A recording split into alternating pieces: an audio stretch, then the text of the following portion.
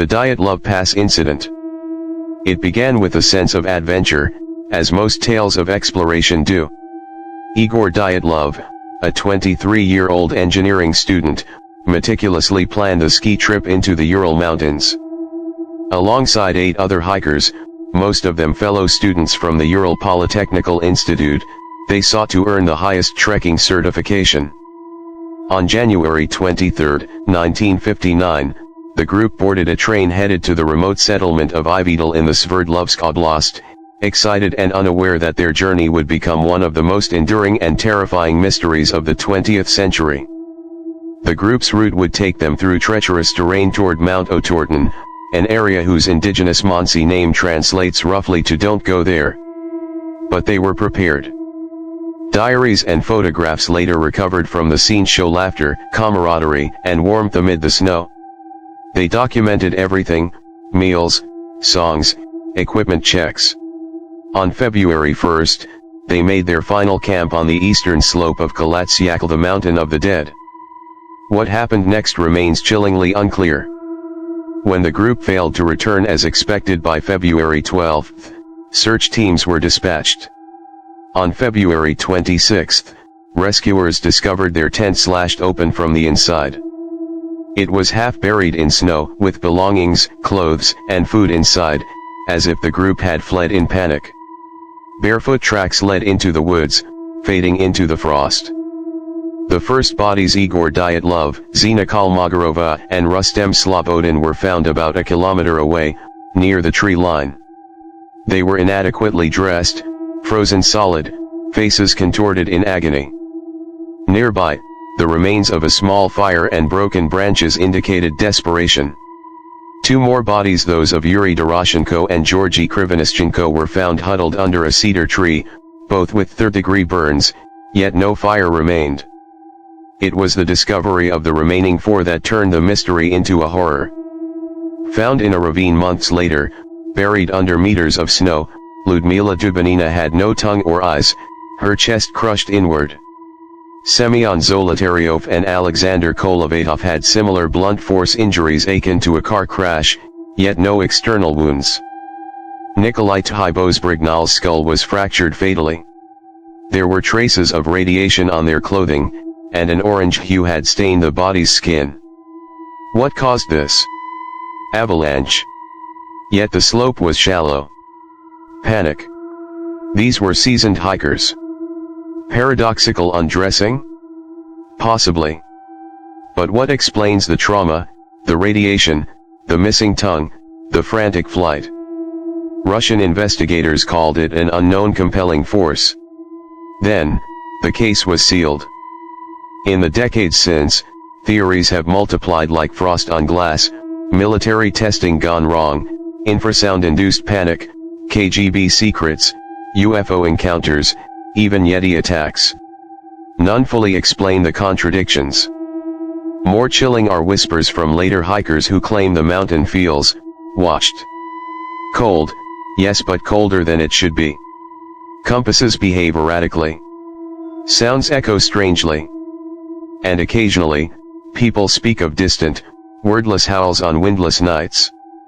The Dyatlov Pass remains not just a grave site, but a wound in the earth, one that refuses to close. The truth is buried beneath snow and time, and the spirits of 9 lost souls wander still, seeking peace on a mountain that never forgets. The Vanishing at Hoia Baciu Forest. Adrian Petrescu was a biophysicist, not a believer in ghosts or extraterrestrial phenomena. At 42, he was grounded in data, skeptical of superstition, and most at home in a sterile lab surrounded by whiteboards and radiation counters. But on May 14, 2009, he entered Romania's Hoia Baciu forest with a team of 5 researchers and a goal: to study the electromagnetic anomalies frequently reported within the forest's bounds. Known as the Bermuda Triangle of Transylvania, Hoia Baciu Forest had been the site of countless strange encounters, disappearances, unexplained illnesses, and glowing orbs caught on film. Even local shepherds avoided the place, speaking of strange feelings, ghostly figures, and trees that grew in unnatural spirals. But Adrian had data to gather, not myths to ponder. He was gone for 5 years. His team reported the incident to Romanian authorities the same evening.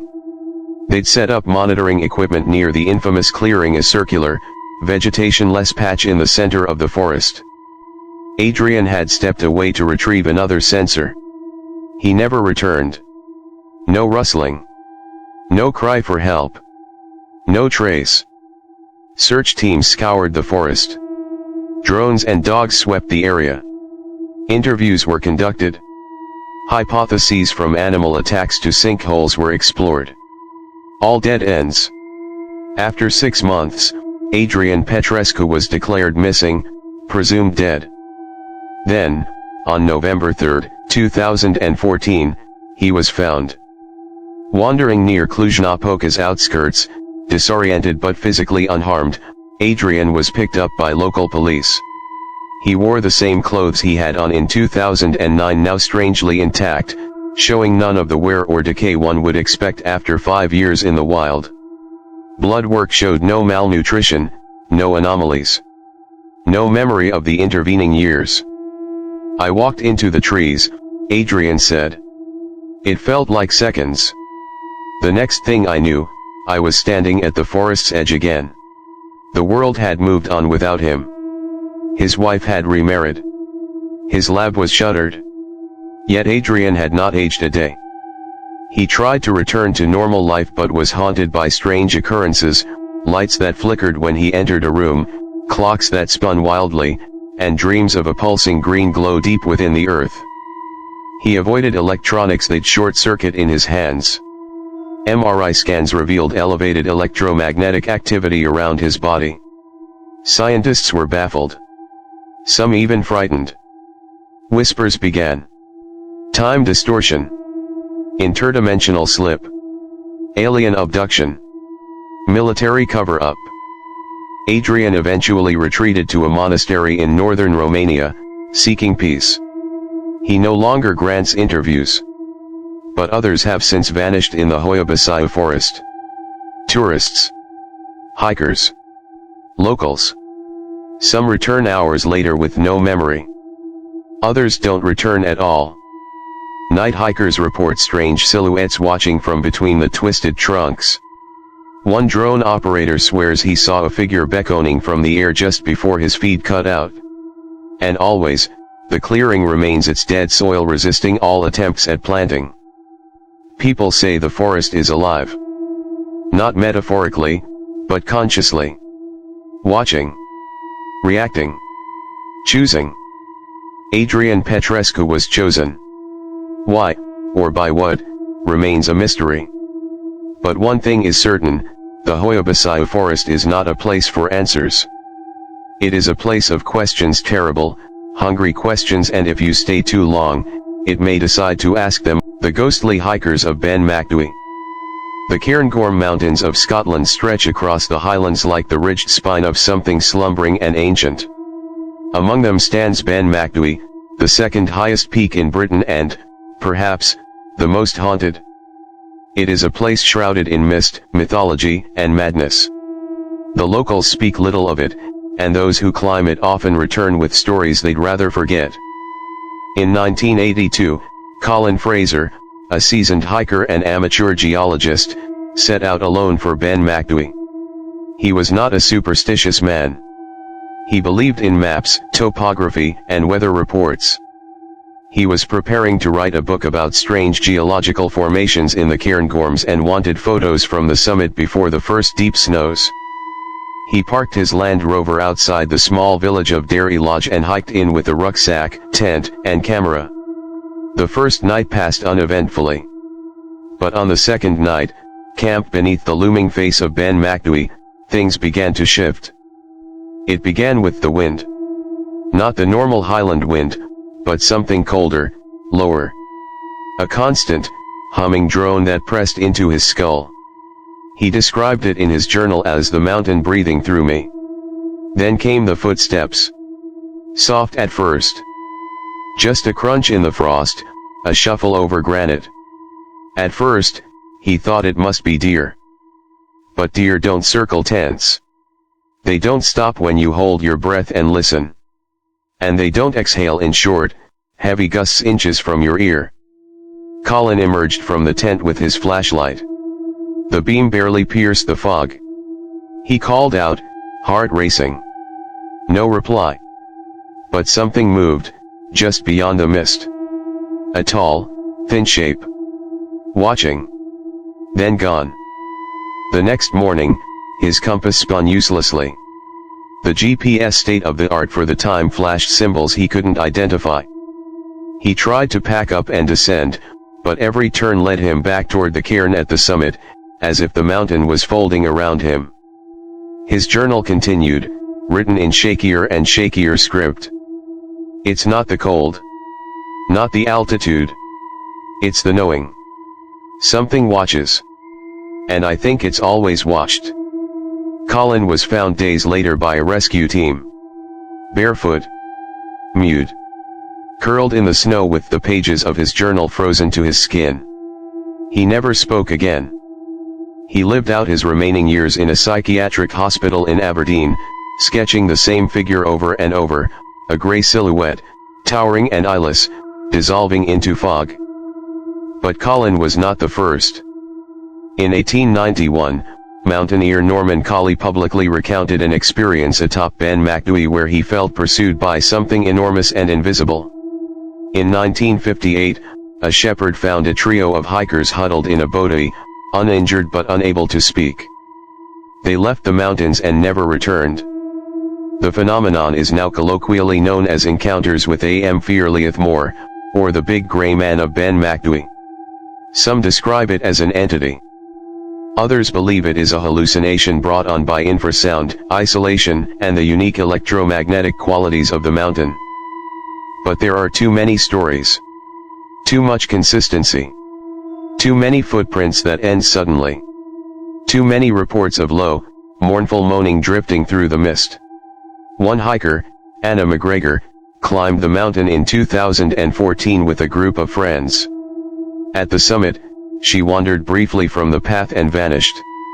They found her standing on a ledge hours later, whispering in broken Gaelic. She later said she had followed the others who called her name in her grandfather's voice.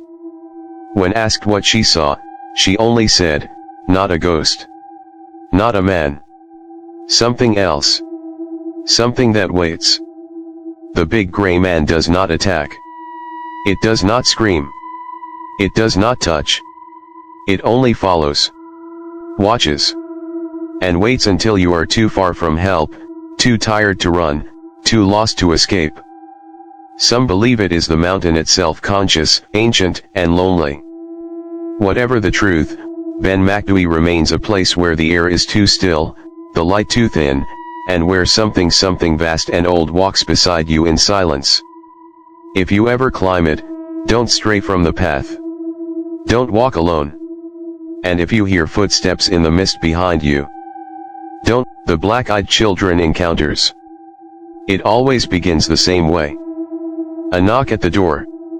A voice just beyond. Polite. Calm. Almost mechanical.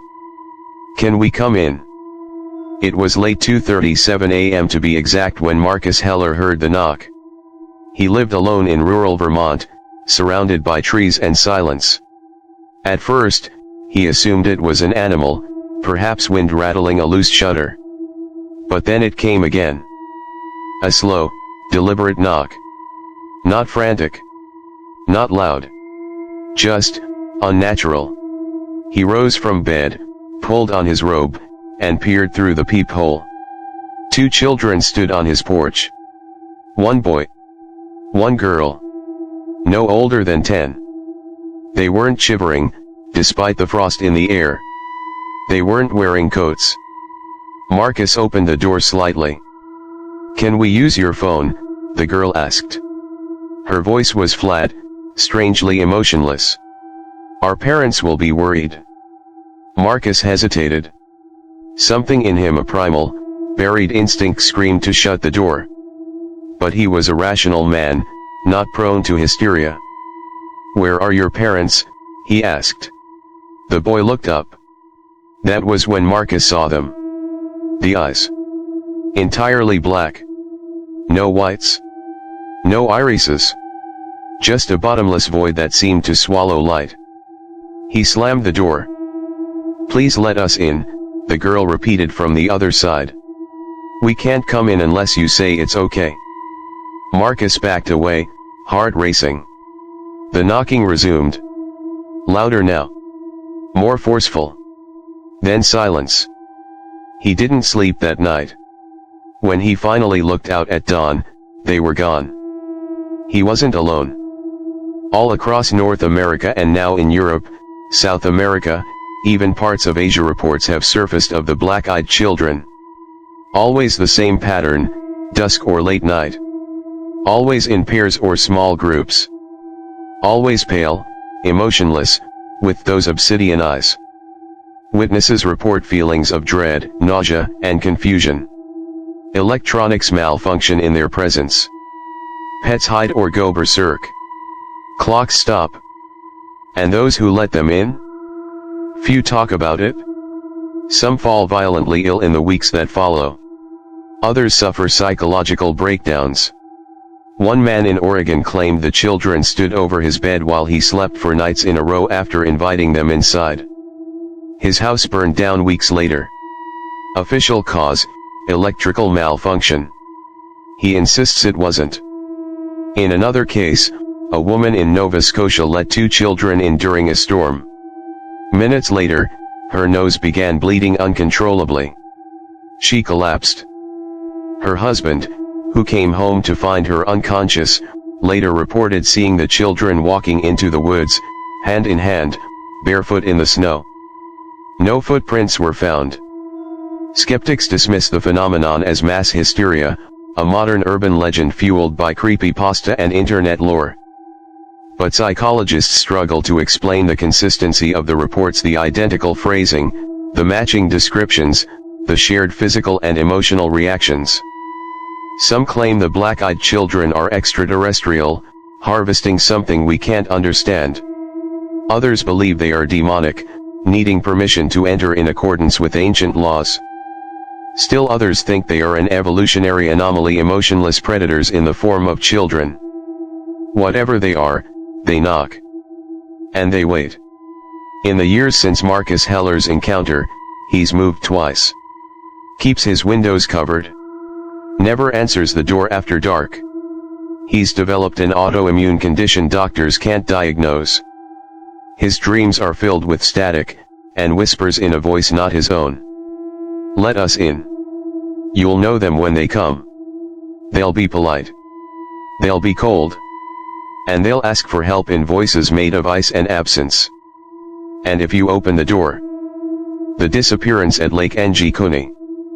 The wind over the Canadian tundra is a lonely thing, howling, empty, ancient. In November of 1930, fur trapper Joe LaBelle made his way across that frozen expanse toward a familiar place, the Inuit village near Lake Anjikuni. He had visited before. The people there had welcomed him with warmth, offered stories by firelight, and traded goods with smiles. But on that day, LaBelle found only silence. The village, once bustling with life, had vanished. LaBelle found no signs of struggle. The sled dogs, usually tied along the outskirts, were buried under the snow, dead from starvation. The homes were intact. Food sat undisturbed over long dead fires. Weapons were in place. Even a pot of seal stew still hung over a cold hearth, frozen in mid-boil.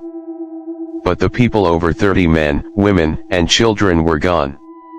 He searched every igloo. No bodies. No blood. No tracks leading away, despite the snow being only days old. It was as though the villagers had simply stood up and walked into the sky. LaBelle stumbled through the abandoned site, his boots crunching over untouched drifts. A rifle, frozen to the touch, lay at the entrance of the elder's home, strange, since no Inuit hunter would leave it behind willingly. The shaman's drum, always hanging near the sacred totem, had been torn down and split in half. That unsettled him most of all. He raced to the nearest telegraph office, miles away, breathless and shaking. Authorities investigated. The Royal Canadian Mounted Police arrived weeks later. Their official report noted the absence of any signs of struggle or illness. One constable reportedly witnessed strange lights in the sky above the lake, slow, pulsating orbs that disappeared into the clouds without sound. Some blamed a mass migration. But why leave without supplies? Without dogs? In the heart of winter? Others whispered of curses of spirits angered by something unearthed. Old legends told of a Wendigo that haunted the treeline, devouring souls, not bodies. Still more believed the village had been taken by something not of this earth.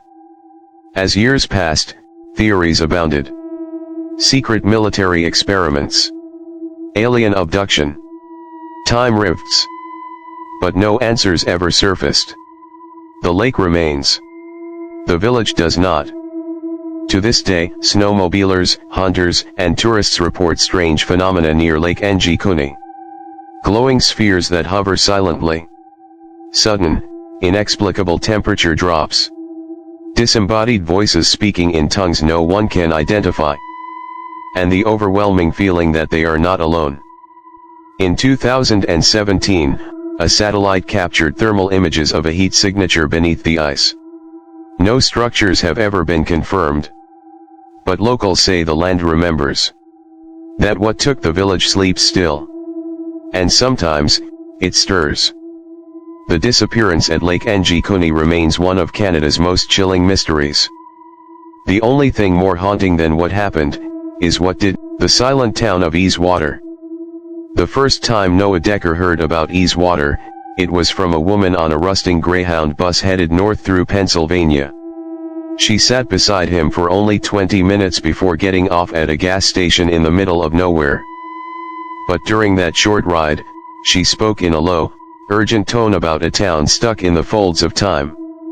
A place where the sun sets, but never fades, she'd said.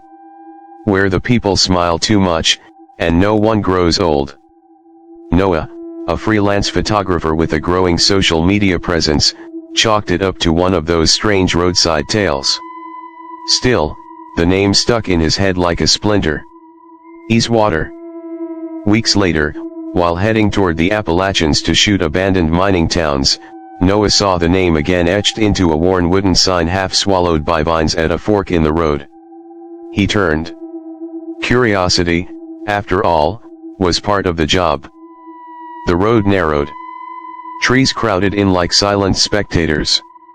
The GPS signal died, then his phone battery drained from 70% to nothing in under a minute. He arrived in Easewater just before dusk. It was like stepping into a postcard from the 1950s. The storefronts were pristine. A barbershop pole spun beside a mint-condition soda fountain. A record store played old jazz from an open window. The people waved as he passed, men in suspenders, women in floral dresses, children with hula hoops and jump ropes. Noah checked into the only inn in town, run by a woman named Miss Alma. She wore pearls and a powder blue dress and offered him warm apple pie before dinner. When he asked about Wi-Fi or a phone line, her smile twitched but didn't break. "We don't fuss with that sort of thing here. You'll rest better without it?" That night, Noah reviewed his photos. Every one of them was off, slightly blurred, colors distorted, shadows where there should be none. In some shots, people were missing entirely. In others, they were turned toward the camera with blank expressions, like they had known they were being watched. He decided to leave the next morning. But when he drove out, the road led him in a circle. Every turn brought him back to town. The gas station he remembered from miles away was now just across from the bakery.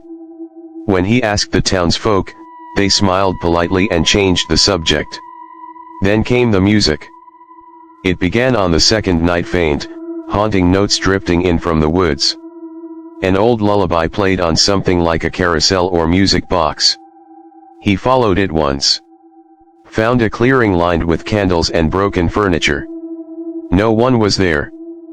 He stopped sleeping. Days and nights blended. The people kept smiling. Kept inviting him to stay just a little longer. One night, he snuck into the town library's basement. There, he found boxes of photographs and news clippings Easewater from the 1930s to the 1970s.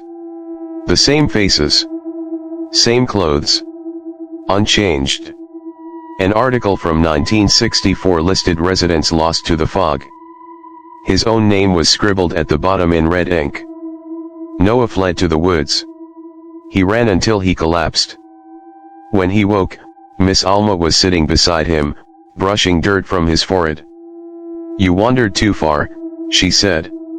"They don't like it when someone tries to leave." He asked who they were.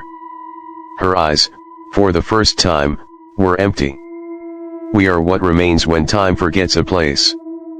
That night, he saw the townsfolk gathered by the lake singing, swaying. Faces aglow with candlelight.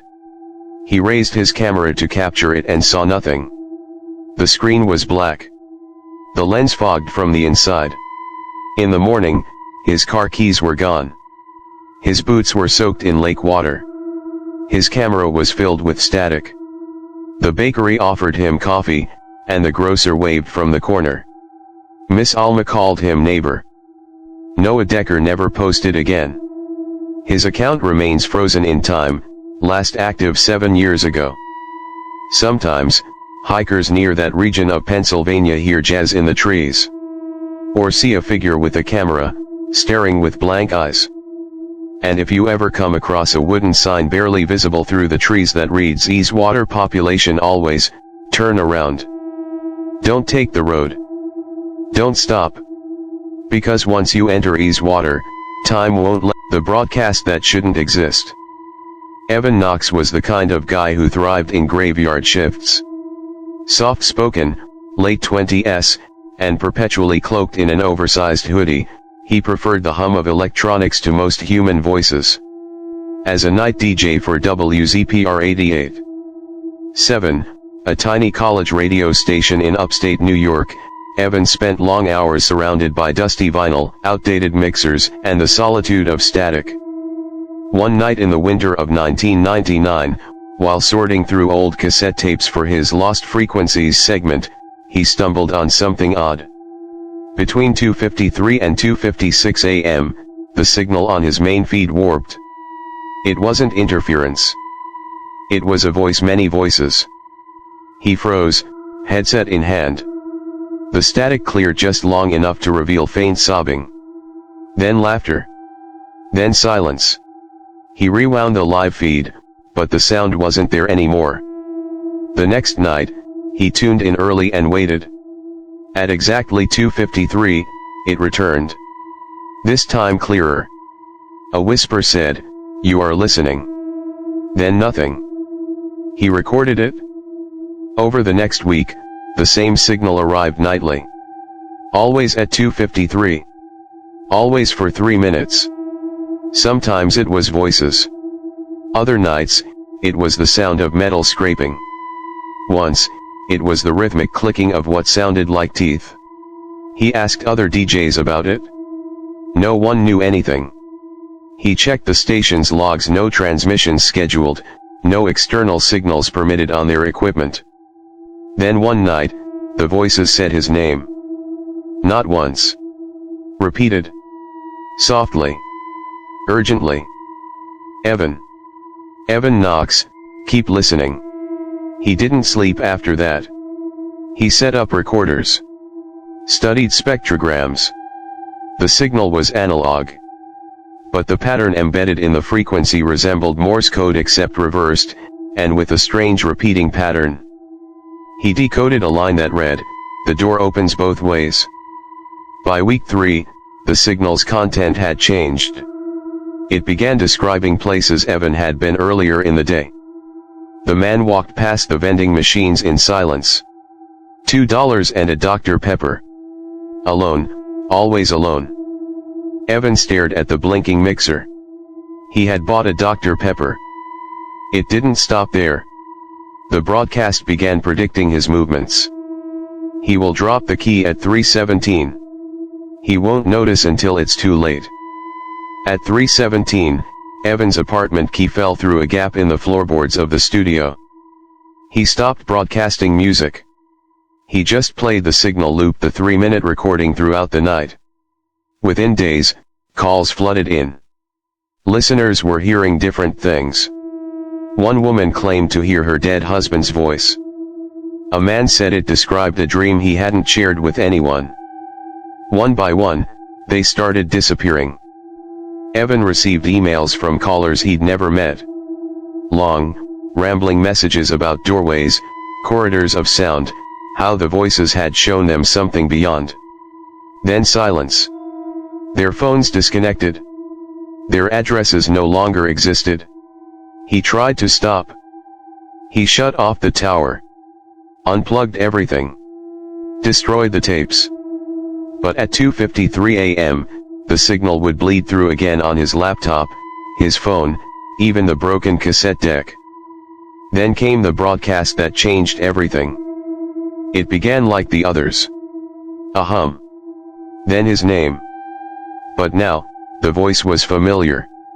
It was his own voice. I am the echo that waited for you. You will join us soon. The studio lights flickered. The air turned cold. He heard footsteps behind the walls. A low vibration built in the floor, in his teeth. Something ancient moved just beneath the frequency. The next morning, WZPR 88.7 was silent. Evan was gone. No signs of struggle. Just a single cassette on the desk labeled 2:53 final. When played, the tape emits no sound. Not even static. Just a deep, impossible silence. Today, if you tune your radio to 88.7 in the dead of night, some say you might hear it again. A voice in the static, whispering secrets only you would recognize. But if you hear your name, turn it off. Because once you start listening, it never stops broadcasting. Because once you start listening, it never stops